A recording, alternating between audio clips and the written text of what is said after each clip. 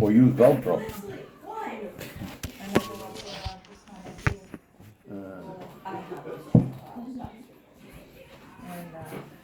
When did you get in? I was called up in '53, and things were not going well then. So Yeah. I'm staying at Whitehall Street. That was before Korea, right? No, during Korea. It was during Korea? Yeah, and '53 was when I think the Chinese crossed the border to chill at the fan. Because everybody, they couldn't get enough volunteers, so, the Army had the drafting, but the Navy and the Marines were drafting. Oh, wow. The reason I know that is I'm standing online with about 500 other guys.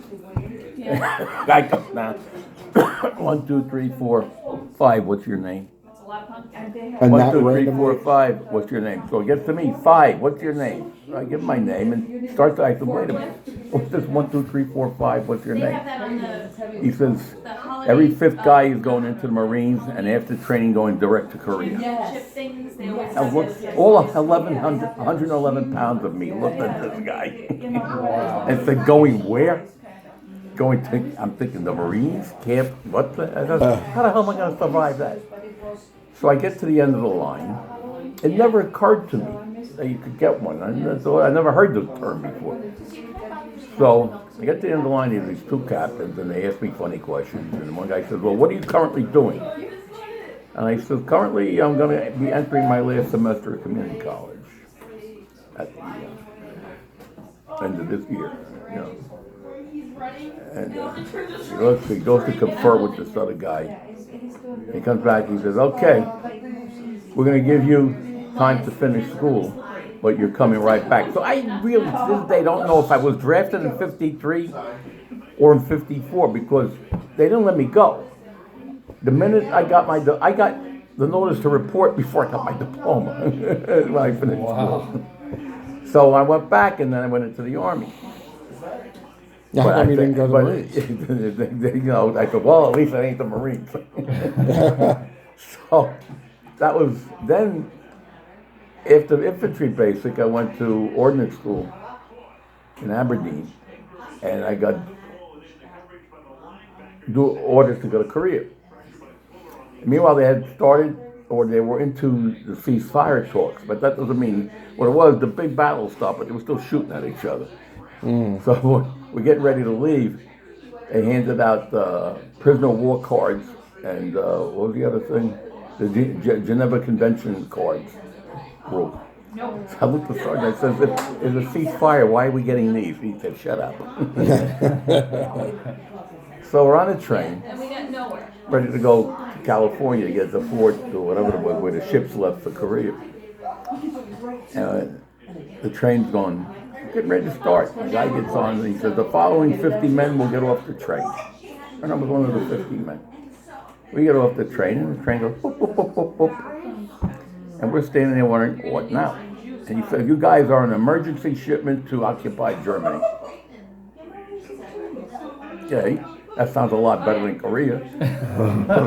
But why? What's the emergency ship? The Russians crossed the border? Have we started the Third World War? So that's how I wound up in Germany during the occupation. Was that in Berlin?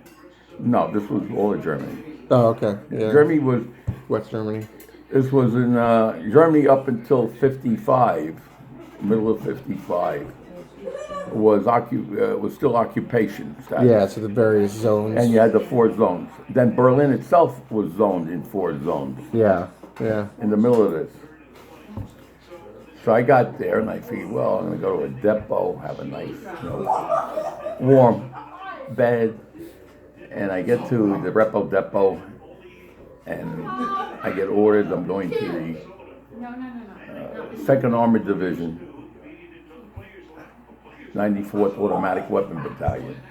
And I says, gee, that don't sound like a repo depot. So I get there and I'm reporting, and I report and they're taking the papers and stuff. And I says, why am I here? He says, well, you've been ordered. I says, isn't this a combat outfit? He says, yeah. Exactly what it is. I said, yeah, but I'm a Class C profile. And the guy says, no, you're not. You're a Class A. I said, no, I'm a Class C. He goes, no, you're a Class A. He says, you can't be a Class C because this is a combat outfit, so you gotta be a Class A. I said, that's how it works. He said, you got it. Always on my Class C. It was just like when I got my orders to leave infantry basic to go to when you left infantry basic, you either went to advanced infantry or you went to a school of some sort. It wasn't not necessarily a paperwork school, it could have been any kind of school. And I got my orders, I looked and I had a coronary. It was forward artillery observer. Oh, Wow. wow. And I looked. You're gonna sit underneath the shells. You know what the life expectancy of a forward artillery observer is if there's a fight going on? Like zip. Yeah, about the life expectancy of the shell itself. So I go to the first sergeant. I said, I don't think it's gonna work. He said, what do you mean? I says, you see these? And he looks and we go around and around. And he says, all right. So then I get my new orders, and now I'm going to Aberdeen for Ammo Demolition School. And I look and I think, still trying to kill me, aren't you? So then, like I said, I figured I'd go to a Northern Steppel. No, this line outfit. And I spent most of the 2 years, what was left of the 2 years, instead of in a nice office or supply depot, maneuvers on the Czech border. Oh, wow. But it was interesting. It was, Like, were you ground pounding it? Were you maneuvers like on foot? well, we had vehicles. It was an army division. You were, okay. So it was trucks and my outfit besides the trucks, because we had the trucks, we had to haul the ammo because you carried a basic load on the combat vehicle, but it wasn't enough for the full. The rest was carried on trucks, deuce and a half. My job, I wound up being the ammo NCO without the rank because the guy that was in charge rotated and they never replaced him. They said, you're it. You know. And it was to make sure that we had all the ammo for the firings and then to rotate. After a certain while, you didn't keep the ammo. So you rotated by going to a firing. If you had a firing problem, you used all the stored up ammunition and the firing problem rather than ordering ammunition. And then got new ammunition to go into the vehicles and into the storages and into the bunkers. So that was 2 years of that. And it was cold on the hook. God, it was cold. 10 below zero sometimes.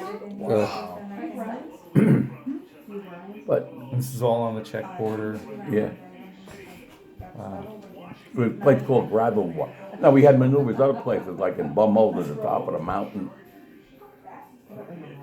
And that was, the roads were all clay.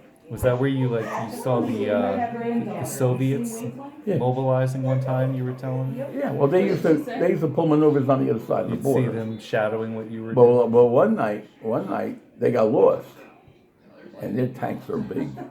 Yeah. Our large tank is their medium tank. Their large tank, it has the equivalent of a 90 millimeter gun on it. Wow. And they got lost. Meanwhile, we got a unit pulling border patrol on our side, putting down the road, happy as large. And all of a sudden, they run right into a unit of Soviet tanks. Oh, no. They took one look and got on the phone and, whoa, they crossed the border. We're sacked out. Cold winter night. Lieutenant comes running through. Diversa, break out the basic load. It's real. I said, you're kidding me. We broke out the basic load. Everybody loaded up. All the units, American units in Gravel were loaded up, and we headed. There was a designated place you decided to. The strategy at that time was if the Russians crossed, we were outnumbered maybe 24 divisions to 12. Wow. And the Russian divisions were all mechanized, something like that. The plan was that everybody would fall back to the Rhine River, dig in, and kiss your ass goodbye. No, nice. That's fine, we didn't get to your house. So luckily there's a full safe system, because everything went up. SAC went up, NORAD went up, planes are coming from the States, everybody's having a But I'm fit. saying, don't, Luna's. But then the fall system starts taking place, double That's check why- this. Meanwhile, the poor Russians were lost, they were trying to get back to the So finally, everything clicked in. She'll And be now, very excited to see. so, call it off, don't start the war. They said they're sorry. You know, that's how easy you could, that's how easy the Third World War could have started in those days. Yeah. You know, No this was doubt. the days of Churchill and, who was the crazy French guy? Charles de Gaulle. De Gaulle, nutcase. Look at him, I nearly wound up in Algeria. Oh, And it was like, sorry, I'm yeah. And, Over there? Yeah. What are you doing? it was crazy, but those were the crazy days with the crazy Nothing over politics, there. you know. The people didn't realize how easy it was to start a war. Oh, yeah. Especially when you're getting, a couple 18-year-olds on both sides that, Talking. You wanna that come just make a sit? mistake. Look, we were dug in on the border, and Thanks for coming over, buddy. I'm sitting, I had nothing to do, so I was Thank you. sitting in the forward gun Good to see position you. with a with a 50 and the gunner. And we're just sitting there, you know, drinking Coke and brandy. And all of a sudden we hear bang, bang, bang, bang, and over our heads. We hit the hole, we hit the bottom of the position. Did you take Daddy's And going, pie? and he says, the Russians, he says, no, that came from in back of us. Vaugh's pie? One of my drivers, That was Daddy's bless his pie. cotton picking southern soul, the drivers were armed with the grease guns. Remember what the grease gun yeah. was? That ugly piece of crap? Yep. He decided he was going to go squirrel hunting at midnight. Or his brain went. Right on the, He's right on the walking, line. he's walking through the encampment. Luckily, we were dug in. In those days, we were still occupation, so we dug the vehicles into the ground. Tanks, we would dig in the tanks. Then leave the holes for the Germans to fill up. So he started walking through the encampment. Boom, boom, boom, boom. Luckily, a sergeant tackled him. Those crazy days. Wow. But you know, you guys, the training, a lot of people don't realize how many people die in training. Oh, yeah. Yeah, there was a guy when I was there, got shot. We were in grenade training, and so we stacked it out there. We did our thing. Cadre was walking on tiptoes. There was, of course, they had all these draftees, didn't know shit from whatever. And they were worried. You were cross-eyed, they'd kill you. And sure enough, we went to bed that night, and all of a sudden they came breaking through the tents, going, who has, what's the class O blood? Class O blood? Oh, positive? Positive, O positive blood. Everybody will fall out. Training, they had an accident on the night mission, and they needed blood. And we would go cross country overseas, and vehicles, the half tracks would track loads of ammunition on a trailer. And they'd go, and all of a sudden the damn thing would jackknife. But the worst was, when they had the firing problems, we had the atomic cannon, they called them the 280. I don't know if they had them in your day, I think they discontinued them. It fired a regular shell, but they had a shell that was an atomic shell. Yeah, I did hear about that. So they had to transport these things on lowboys. It's like these movies think of them. So, but what they used to do in Gravel War was a big firing area, miles and miles of firing area.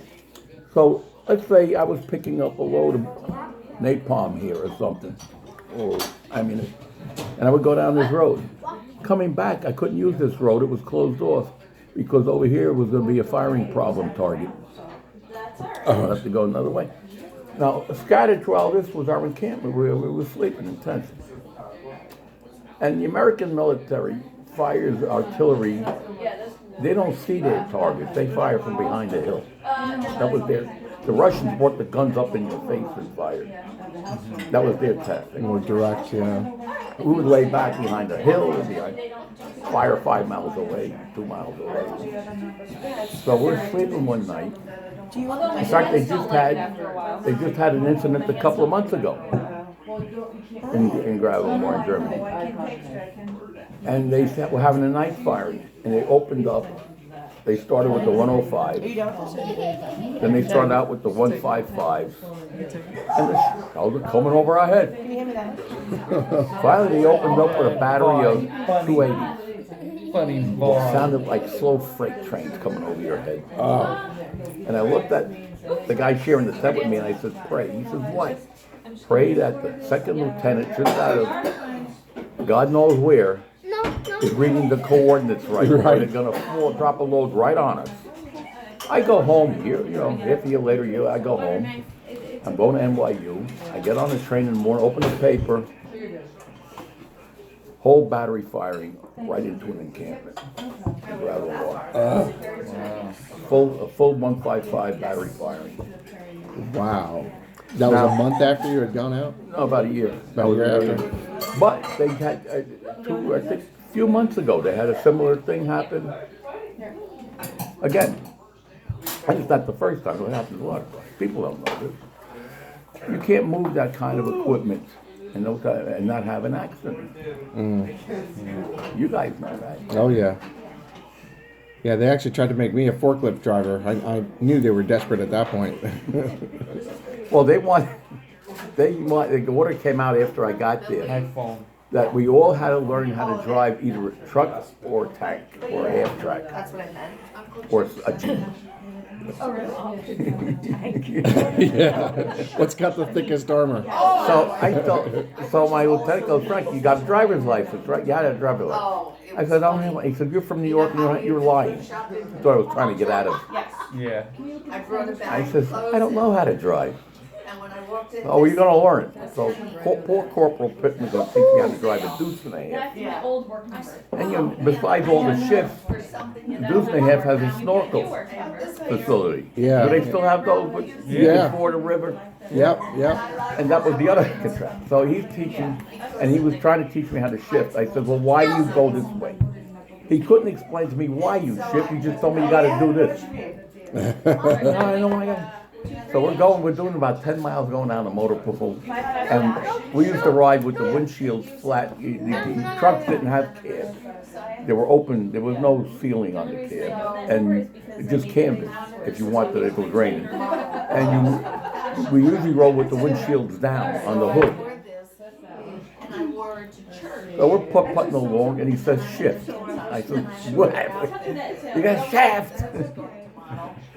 I don't know what I did wrong, but it's like we hit a brick wall. And bang, and the truck went like this, and Pittman went. He went flying out. He flies out over the hood. Wow. I'm thinking, whoa. I looked down, I said, how you doing? He gets Ship up, now? He gets up, he said, out. Get out of the truck. I went back to the office, the lieutenant comes in, he says, you did that on purpose, didn't you? I swear to God, no, I don't know why. That was mine. I don't think he ever believed me. That diverse is a bad apple.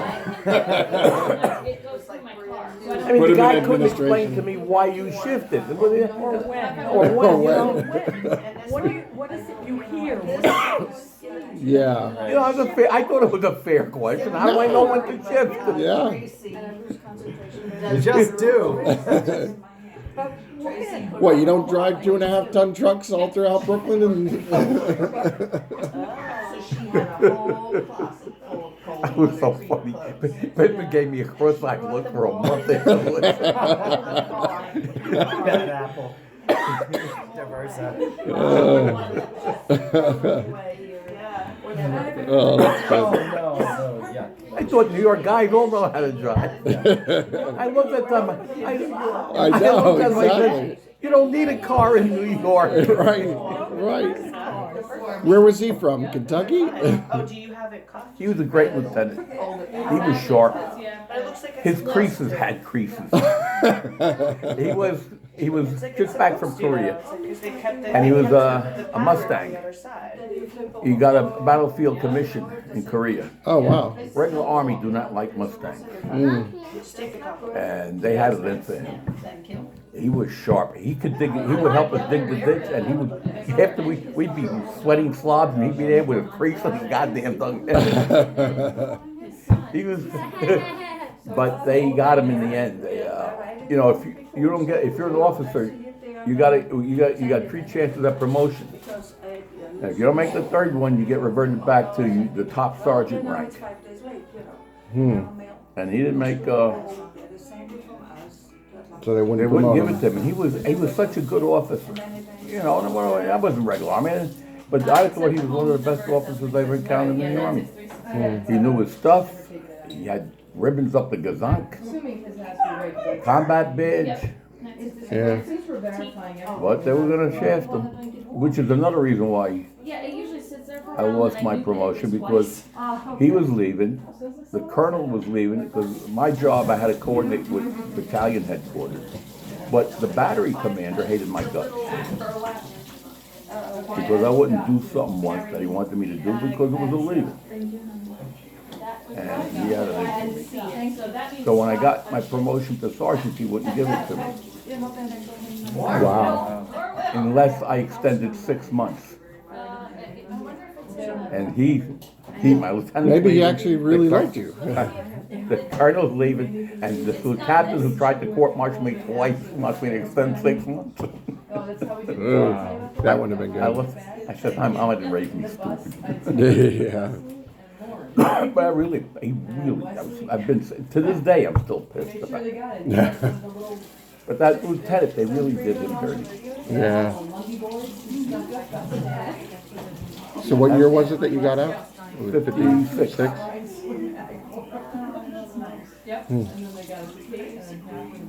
Whole thing changed it. Then they changed the reserve system. Used to be, you started 2 years active, then you either could have gone active reserve, or you went to inactive reserve for 6 years. Oh, okay. You had to serve 8 years. Yeah, it was an 8-year. That was the same with us. It was an 8-year contract, but you could do. Well, when you got split drafted, it was 8 reserve. years, wasn't it? That's all, we got your ass for 8 years. But when I got out, they had a new plan, which actually made sense. If you didn't go active reserve, they then put you into a 3-year ready reserve. Okay, yeah. So it was 2 years active, 3-year ready, and then 3 years rear reserve. Inactive. The ready reserve was a paper out.